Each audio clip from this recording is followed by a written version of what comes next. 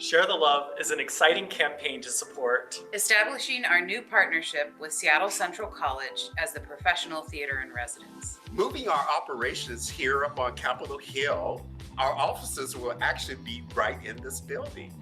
Launching our new Associate Arts degree in Technical Theater for Social Justice at SCC.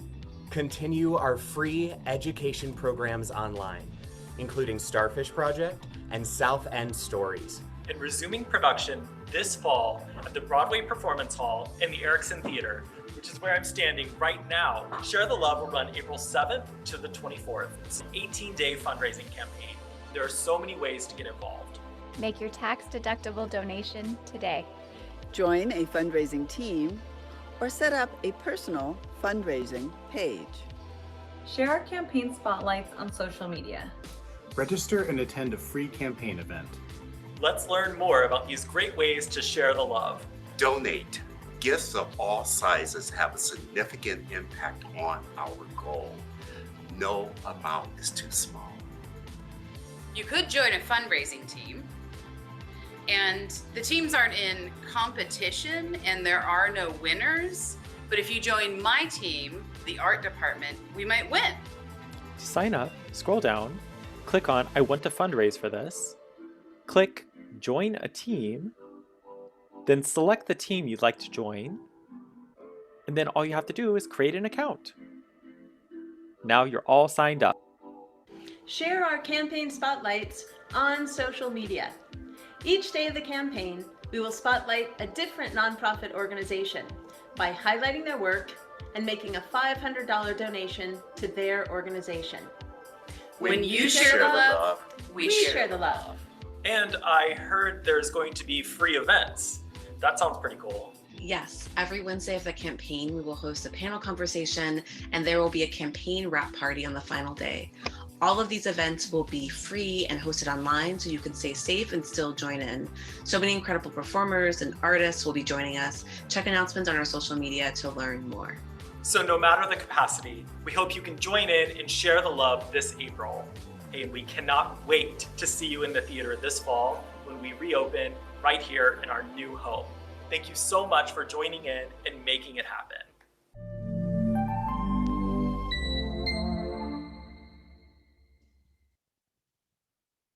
Hi, everyone. Thank you and welcome. Thanks for being here. I'm Farheen Siddiqui Ahmed. I am one of the board members for Intiman. I just wanted to say on behalf of the entire board and the staff, thank you so much for being here and being part of our Intifam. Before we begin, I would like to read a land acknowledgement. Intiman Theatre acknowledges that we gather in community on the unceded traditional territories of the Coast Salish peoples. We honor with gratitude the land itself, its First Nations, and those who have gathered here since time immemorial.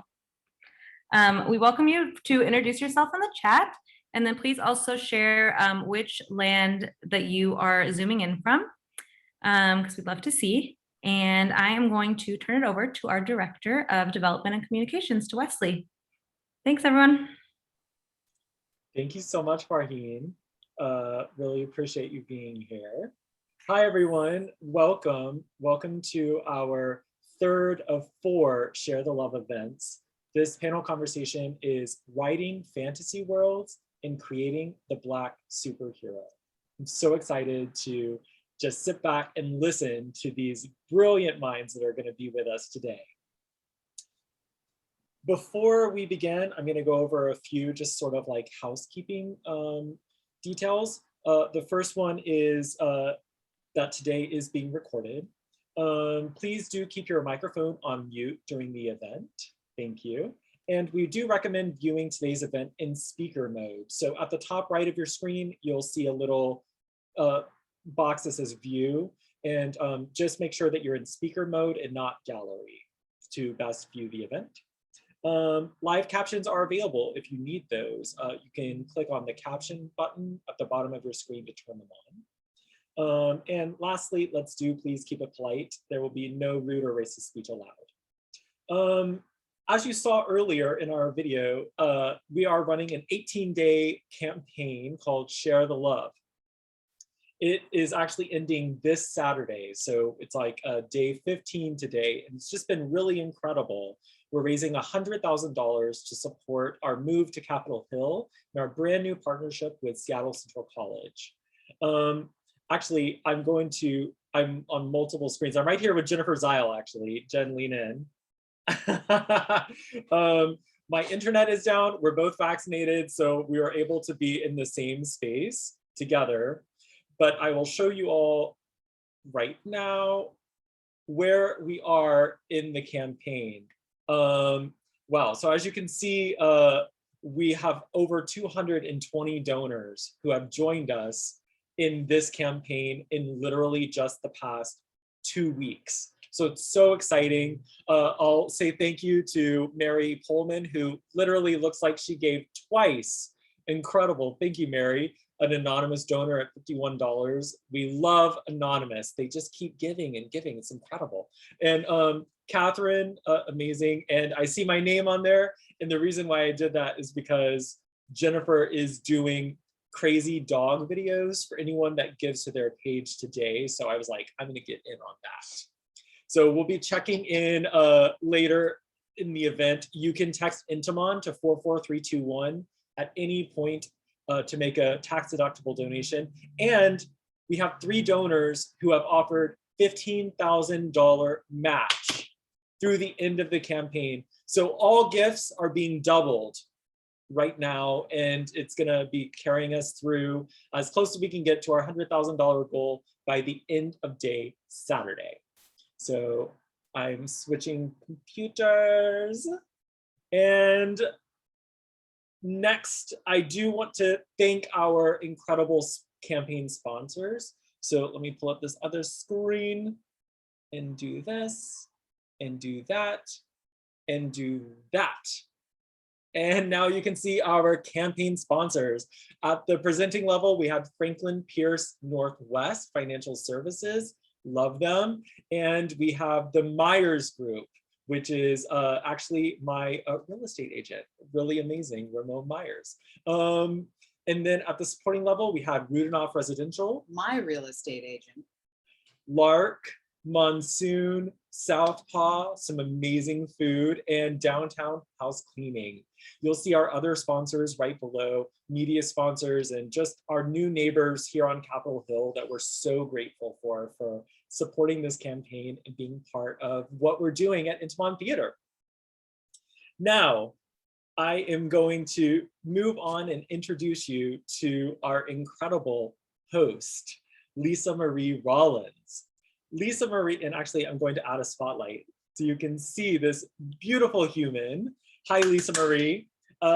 Lisa Marie is a freelance director, writer, and new play developer.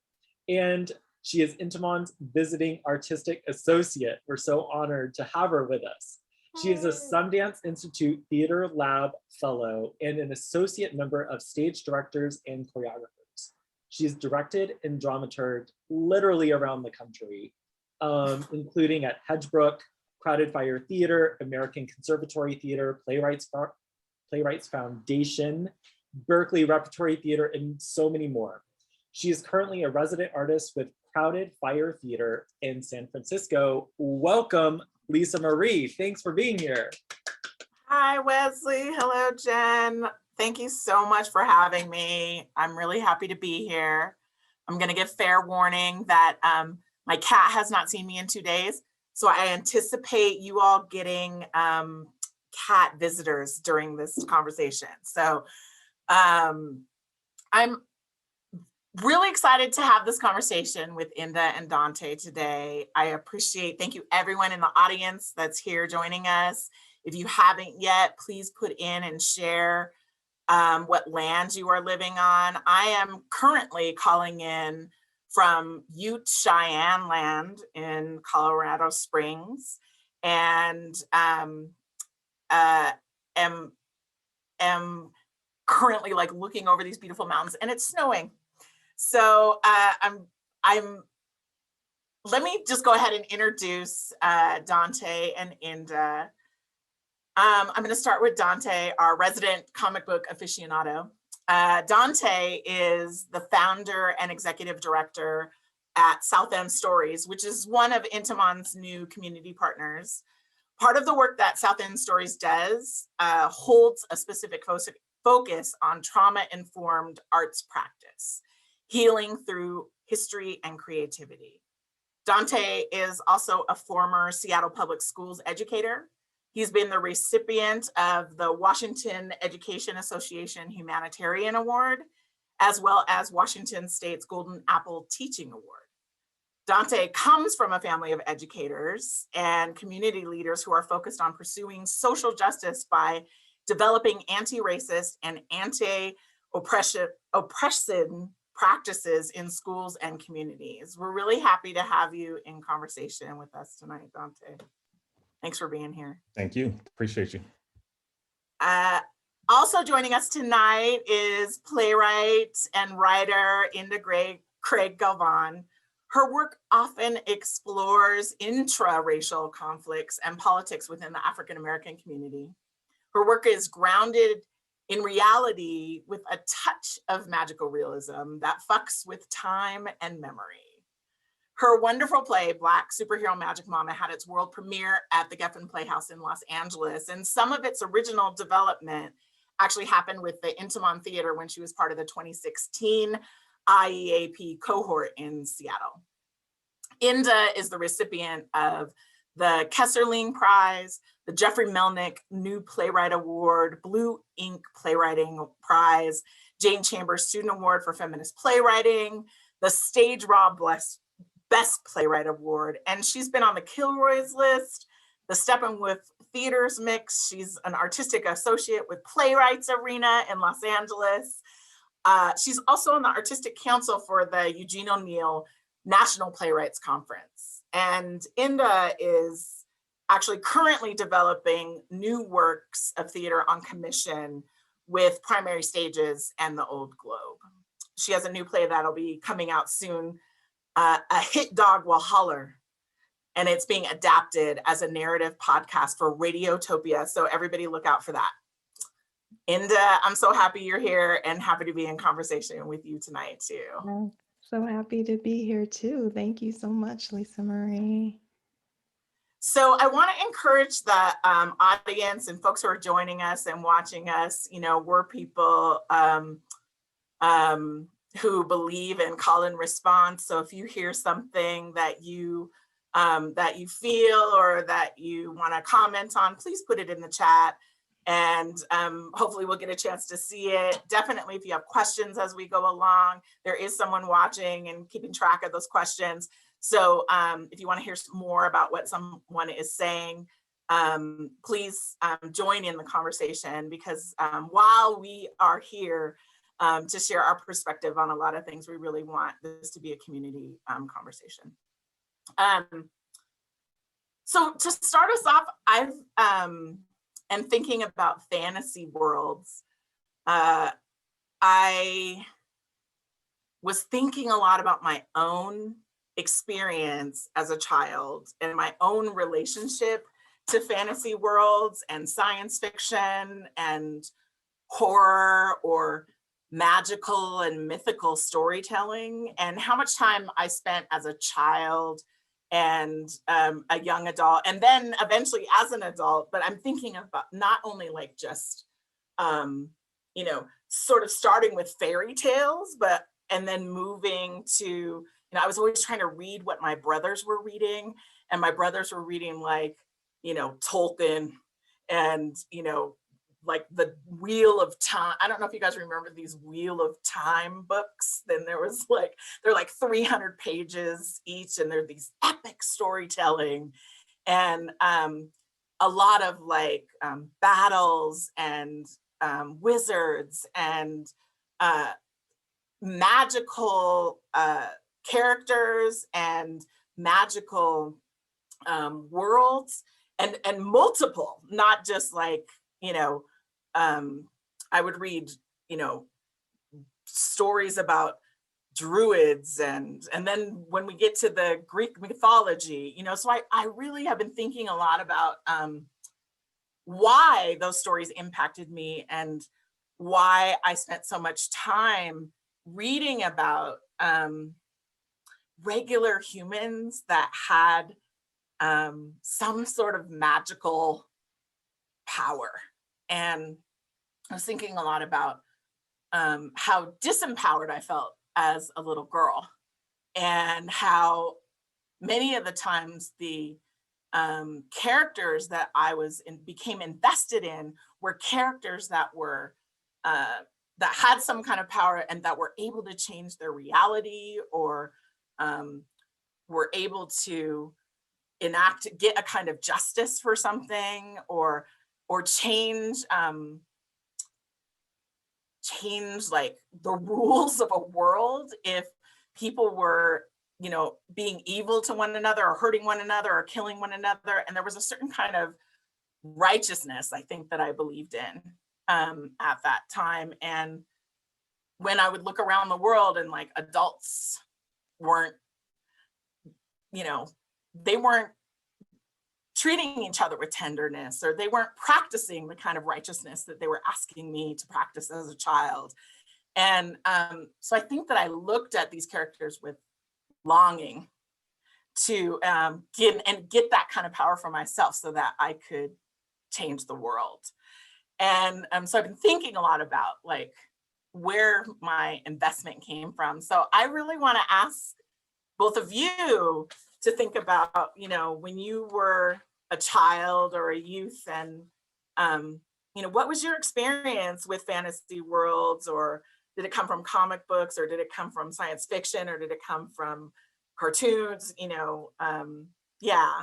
So how did you experience it as a child or as an adult? And can I start with you, Donte? Sure. For those who are coming in late, my name is Donte Felder, and I'm a blurred and super excited to talk to you a little bit about comics and my relationship with comics and sci-fi and fantasy. I remember as a child, fresh out of diapers with a runny nose, and I'm gonna just say it may offend some people, but nappy hair, had to pick and everything. My parents took me to downtown theater, and I saw Star Wars. And I was 3 years old, and just remember being blown away by the storytelling and by the sheer magnitude of like the character arc. I mean, all the jargon you can use for talking about story and storytelling. But there was something magical seeing just a clear, these are the good folks, these are your antagonists. And just bringing that point of view of the world, is it good and evil?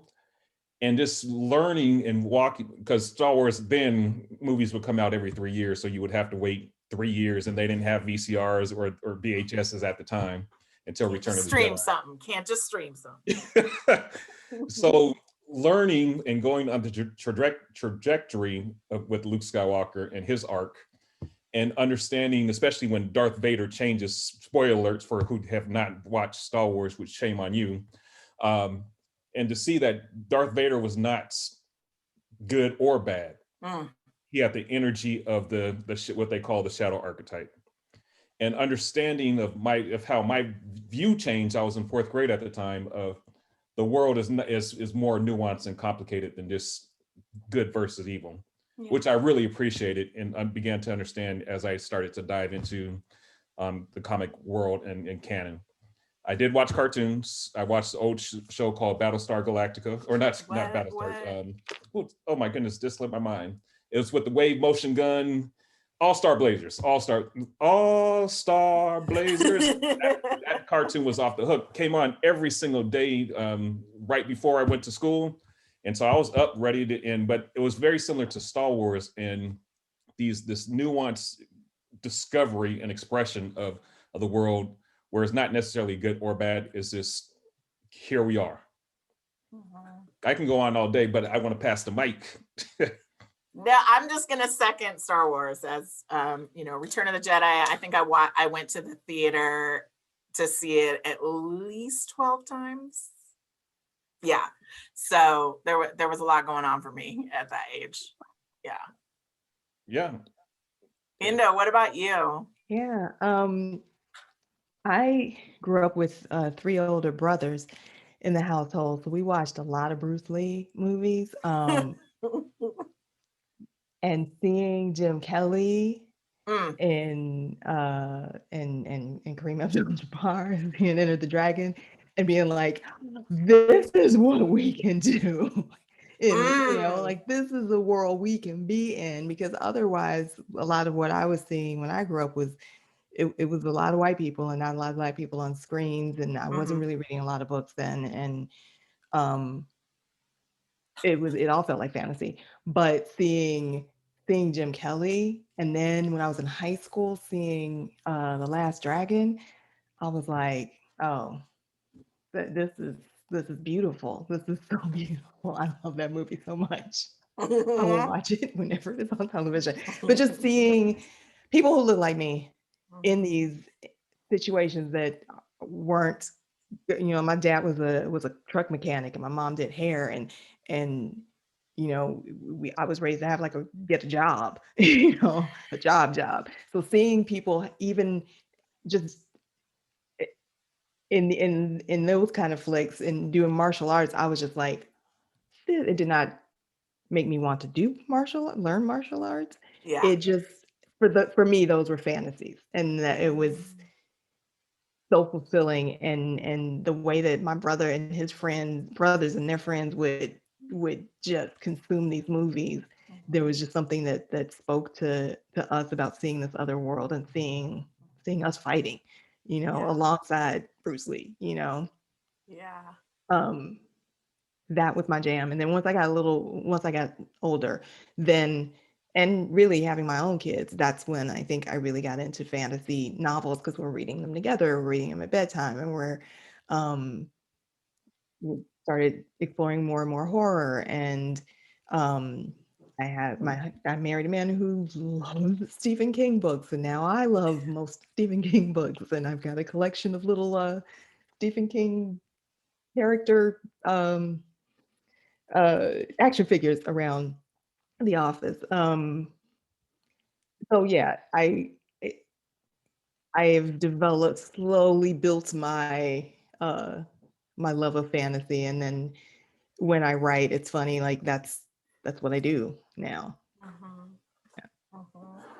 I mean, can we talk about Last Dragon and Jim Kelly for just a second? I mean, show enough. Show enough. Like, those who know right now. And let me, I mean, the one thing I will say, revisiting that film after so many years, we're clear. I think we can look back now and be really clear about the abhorrent Asian stereotypes in that film. Yeah. They're not good. So I just want to name that as we talk about it really quickly. Yeah. But Bruce Leroy, I think for me was one of the first people that I saw also be not necessarily a stereotype on screen as well, and he had magical powers, and so it was just and he was cute. I don't even know how old I was then. I can't, so it was a whole it was like, oh, he's so cute. And at the same time, has these magical powers and is able to overcome, someone in the neighborhood who's basically bullying everybody. And but he has to find them, and he has to go on a journey to find them. And so that was a really significant part of that story. And believe in himself, right? Yeah. Donte, were you a Bruce Leroy fan? Oh, absolutely. And Bruce Lee and Bruce Leroy. So when you said Enter the Dragon, yeah, I remember going to see Game of Death at the drive-in with my parents when I was actually 3 years old. So, which is inappropriate. It was the rated R movie. But looking at Bruce Leroy, I had an opportunity to meet him twice. Once in Seattle, and then my partner wife, she's infatuated with Bruce Leroy.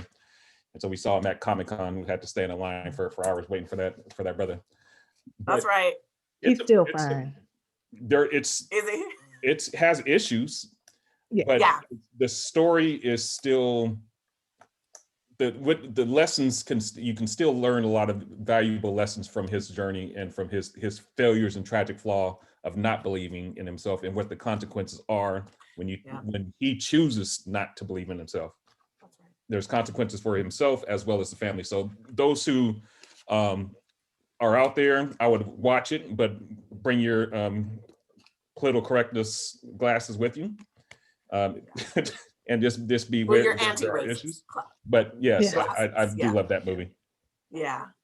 And Jim Kelly, I just want to give a nod to that, as well as him also being a representative of like someone who was doing something on screen that we hadn't seen before, and it was magical, you know, and he could do things with his body that we hadn't seen before either.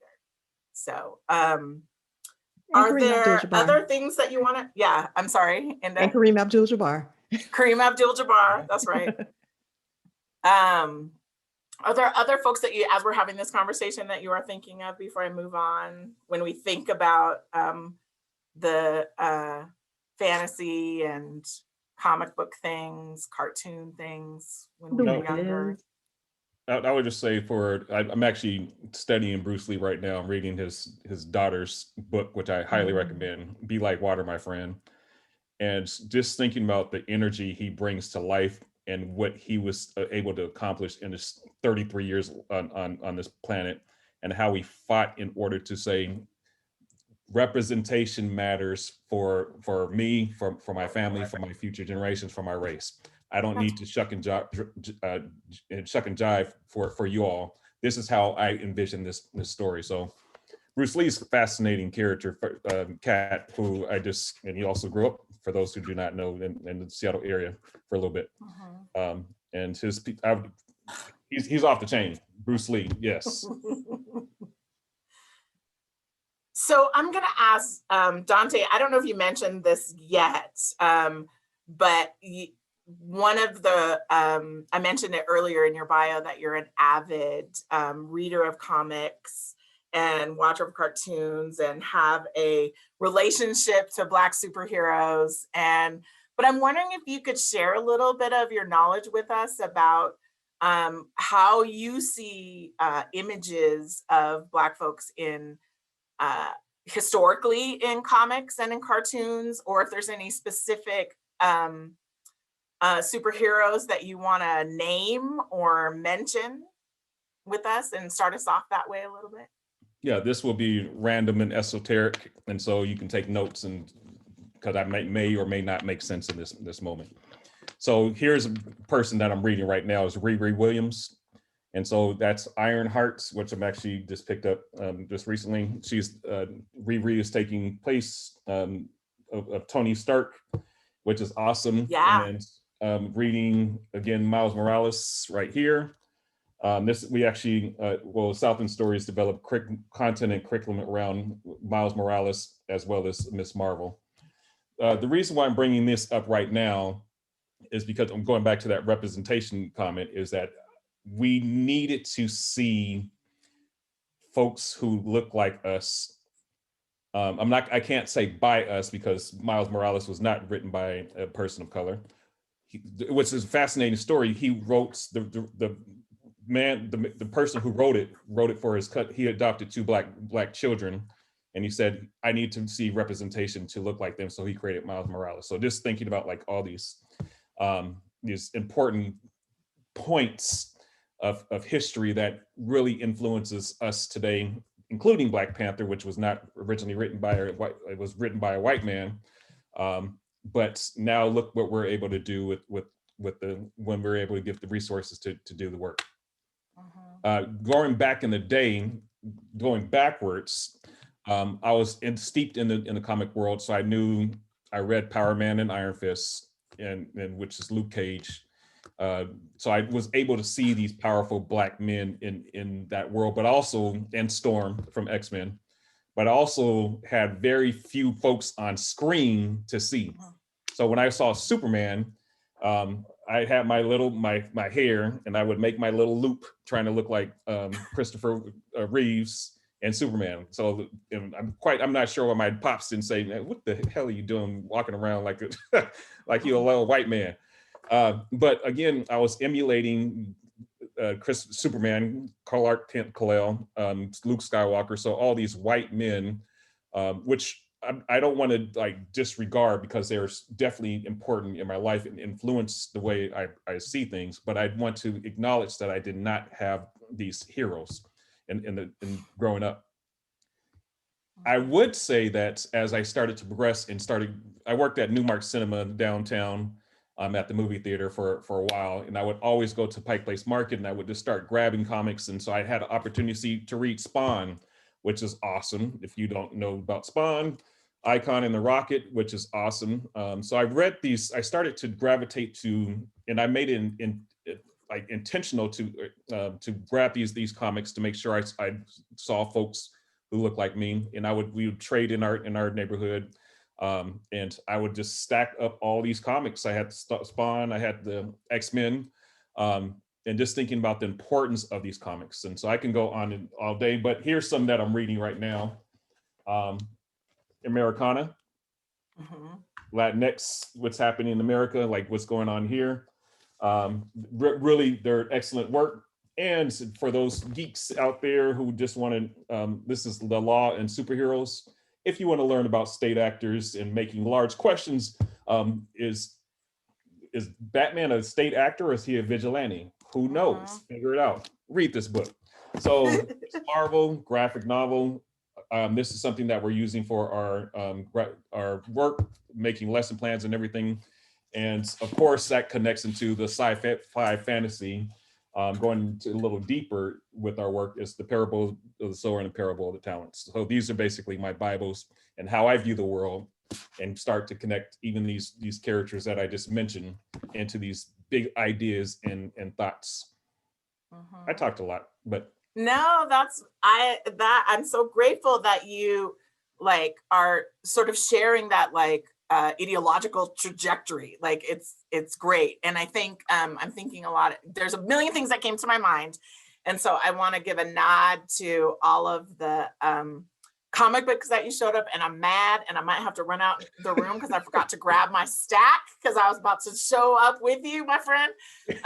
But I also want to recommend folks, there's an anthology called Dark Matter, and it's an anthology of science fiction from the early 1900s, really into a Black science fiction from the early 1900s. There's two anthologies, Dark Matter 1 and Dark Matter 2, and encourage you all to read those. There's short stories in there by Du Bois and just amazing array of Black philosophical thinkers who were writing science fiction in the early 1900s. And so I'm grateful that you went from all of those. And then I think there's so many names that we could give right now of brilliant writers who are Black, who are writing science fiction characters or fantasy worlds. Nisi Shaw. I'm not even going to give a giant list for folks, but and so thank you for that. Inda, do you have anything to add to that part when you're thinking about our superhero segments? Donte knows way more than I do. That's your field, bro. Yeah. Your expertise. Yeah. It's interesting that you say that, but the reality is that Michael Eric Dyson said something profound, and I wish I can say it verbatim, just word for word, on 2 days ago, about science fiction superheroes in relationship to George Floyd and the impending verdict. And he was saying that fiction writers and comic book heroes tend to lean into truth more than our real world, and tend to lean into justice more so than the real world that we're living in for Black folks.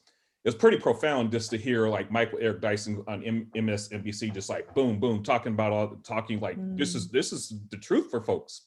And so just looking at Parable of the Sower and all these graphic novels, that there's one that I'm reading it's from Civil War II, the graphic novel, and it's all about profiling. They don't name racial profiling, but you can see Iron Man and Miss Marvel in conflict with each other just about the idea of profiling and locking people up.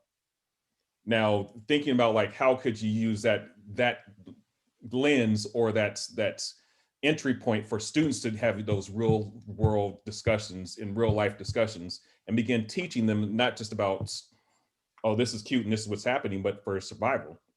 And so just thinking about like how fragile, and I don't want to use fragile, but just how we have to, Black folks, BIPOC folks have to learn those, how do I want to phrase it? We have to learn those secrets and get those breadcrumbs for survival to navigate and to have those discussions with police officers so that we're not dead on the cement. So having those real discussions of here's Iron Man and Miss Marvel fighting, and then you start bringing in these subversive ideas of this is what profiling is, this is racial profiling, and this is what's going on. So again, I can nerd out and geek out on all this all day. Next section. Yeah, there's definitely well, I something. think I'm going to jump. I mean, because I think you've kind of brought us to, think about our relationship as writers and thinkers and educators who are doing work in the world, and yet we're still drawn to magical thinking or spiritual thinking. I think a lot about my work is more and more drawn to spiritual mythologies and to, thinking about how, the ancestors walk with us, how much power they actually have in the real world and our ability to tap into that. I finally watched Lovecraft Country, y'all. I was like, I must do this before I go and talk to my friends again. What I think is a beautiful display in Lovecraft Country is the constant acknowledgement that the past is with us and that the ancestors live us and that they have power, and that power can be transferred to us and we have access to it, and it can support us as we move through the world. And I'm really interested not in just survival. I'm not interested in just that. I'm in and just making it and just staying alive. I'm really interested in how we can, when we think about these dream spaces or we think about these fantasy spaces or comic book spaces, like as places to imagine ourselves as Black people, how that exercising that part of our imagination can also be like a tool for liberation and a tool for living beyond just surviving and imagining a world that that isn't just about like staying alive. And so I'm wondering how you all think about that in your work as an educator or your work as a writer, in the, thinking about all of these spaces of the speculative, all of these spaces of magic as potential places for us. Yeah. Thoughts about that? That sort of links back to what Donte was just talking about and how fantasy writers or fiction writers are more attracted to justice in a writing.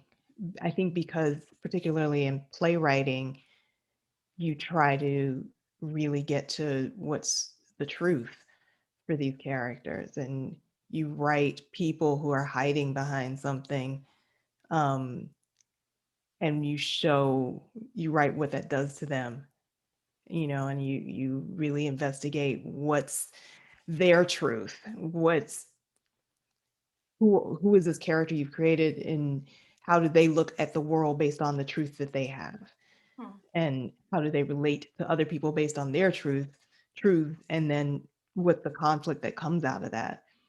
So all that truthful investigation of the truth, of course, it's going to bump up against. And if you're writing about things that are happening in the real world or making analogies or metaphors, and you're going to introduce some of those things that are happening, those social justice issues. And yeah. And then I think creating a world of fantasy on stage or screen, it's a great way, a great tool to show to sort of mirror what's happening in the world, and to blow it up and make it so ridiculous so that you can really see just how bad it is, or to do sort of a parallel thing or an analogy or whatever you want to use in theater. Particularly, you can, like, whatever you can imagine, some designer's gonna make it happen. So you have that space to really examine the things that are happening in the world, and to say to someone, here's a way you didn't think about this, or here's a character that you don't realize is you, or here's a character that you don't even see. And I'm sure you, unfortunately, both probably had instances where people just didn't see you. I remember somebody walked in front of me at a store, and I was like, excuse me. And they're like, oh, I didn't see you. Like, we are not invisible. But to show the people that are typically invisibilized and made invisible by someone else's prejudices and someone else's biases. I think that's a really cool tool for it. I think it's a cool area to be able to explore all of that. And I think that, just thinking about that big question. So I'm working on this. I just finished 2 days ago, this massive screenplay I've been working on for 40 plus years. And there are moments where it's super intense and triggering. And then I have to begin to ask the question, is this exploitive of folks' trauma or not? And then once I have made that decision as a creative, as an artist, I began to lean into what does a world of trauma look like in relationship to a world of joy. And so I think that's the big question of, sometimes we have like the Boys in the Hood, Menace to Society, like just movie after movie that has the same type of tropes and a narrative for Black folks. But I'm really curious about Ricky's, I know Ricky died, but I can't remember Cuba Gooding Jr.'s, what is his epilogue that shows moments of Black joy, moments of just being, moments of pain, moments. So that's the tricky part with which I implore writers or folks who are creating that work. I'll give a quick example, and that's if you ever watch Black Panther, and I'm assuming folks watch Black Panther, that's my assumption. Otherwise, you're making an ass out of you and me. And you, no. You and you. Yeah, go ahead. So looking at Black Panther and how Ryan Coogler treated Wakanda with reverence, how there's this blackness. And when I say blackness, I'm talking about all of it, the good, the bad, the ugly, and everything else, just blackness and Afrofuturism and technology all in this beautiful story. Then you get to Infinity War, which was written and directed by some white men. And I enjoyed Infinity War, but my observation compared to Wakanda and what they were doing in Infinity War, Wakanda just became a set piece. A place there was no reverence, there was this, we're gonna destroy it. There was no nuance to that space. So I'm just thinking about getting a deep, when you are writing, you have to really explore the setting, or you don't have to, you should use your setting to like really enhance the characters, and rather than just having this we're going to check this off, especially coming off of Wakanda, and you're seeing using it as a set piece. And on top of, which is interesting, I'm just rambling, if you look at who was leading in that space, it's pretty disturbing. If you look at in Endgame and who was leading Wakanda in that war, it was Captain America. T'Challa just became another brother in MIA. So just and like, when we learned, you know, in Black Panther that he was actually smarter than most folks and had more resources, and yeah. Yeah. So just looking at that, like those pieces and understanding, like, how do you develop story? Yeah. So Inda, I'm going to ask you, I think that's a great, when we're thinking about story and we're thinking about writing, we have about 5 minutes left before we start opening it up to our audience. But, and so audience members, I want to encourage folks to ask questions if there's things that you're thinking about or something that you want us to touch on a little bit more about, we're happy to. So please put those in the chat. You know, continuing to think about ourselves as writers and storytellers, and the kinds of ways that we want ourselves to be imagined on the stage and the screen. And I'm wondering if you could talk, you know, this year at Intiman, we're working a little bit on forecasting future production of your wonderful play, Black Superhero Magic Mama. And so I'm wondering if you have talked a little bit about magical worlds in your own writing, but if you could say a little bit more about fantasy worlds, dream spaces, and in your bio, you mentioned magical realism as a part of your playwriting. So playwriting overall, not necessarily just Black Superhero Magic Mama.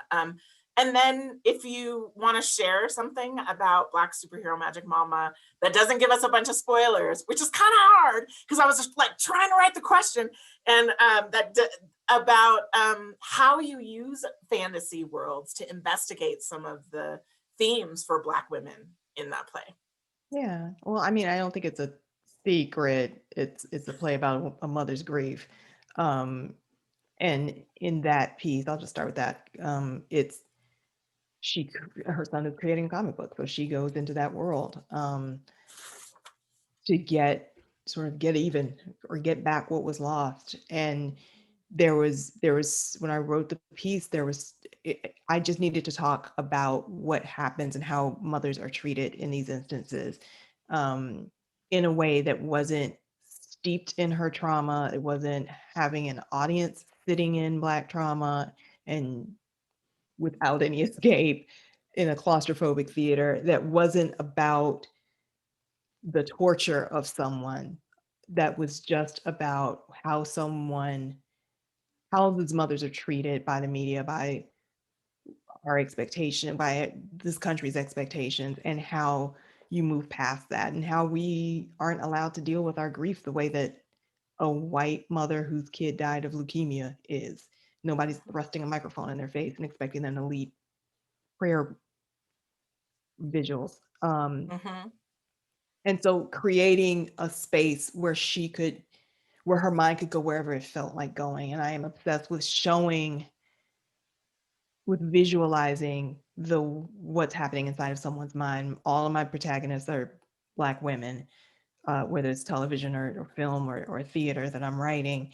And because I had a mother with mental illness, that's what I write about, is what's happening inside that person's mind. And it's not uncommon, and it's not, but it's also not commonly seen, depicted in a way that's responsible or respectful of those women's journeys. So using the stage and the screen to show exactly what is happening, how someone's mind is processing things, to show what's happening in someone's mind. That's what I really enjoy doing in my work. And often times I do that in a way that feels like a fantasy, or feels like or looks like a fantasy from someone else looking in on it. Because it's not really wish fulfillment or a moment of fantasy. It's more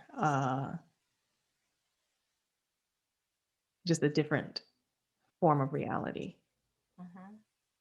Yeah, and I would have to say, you know, it's really one of, I've said this to you before, but it's really one of the reasons why I've been so attracted to the play and why it just, I mean, the play itself rewrote a reality for Black women, and in terms of, as you mentioned, around grieving, but also around like what we are always asked to do in circumstances of grief or trauma. We're asked to like step up or like lead a movement, or, you know, there's no just sitting in your room and crying and asking for help.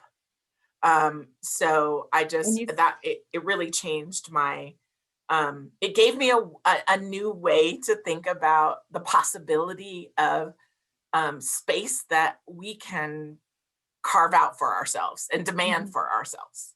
And so that was, it just moves me every time. So thank you. Yeah, we start to believe that you don't deserve that, or that you're not allowed that space. And I think a lot of Black women have realized we need to do some self-care and take that space and take that time for ourselves and demand it, because this world ain't gonna give it to you. That's right. I know that's right. I am so appreciative of this conversation, and I really am actually glad to end on that note about taking care of ourselves. And I want to, you know, send that out to all of my Black and Brown Asian folks right now, because all of us are going through it, and just kind of send out like a veil of protection around us. I encourage you to turn off your televisions or find a good fantasy to watch, and you know, definitely take care of yourself. Stay away from social media as much as you can. And yeah, so I'm gonna hand it back to Wesley, and thank you again, Donte, for sharing all your wisdom. Thank you, Inda, for joining us and sharing a bit about your play. And hi, Wesley.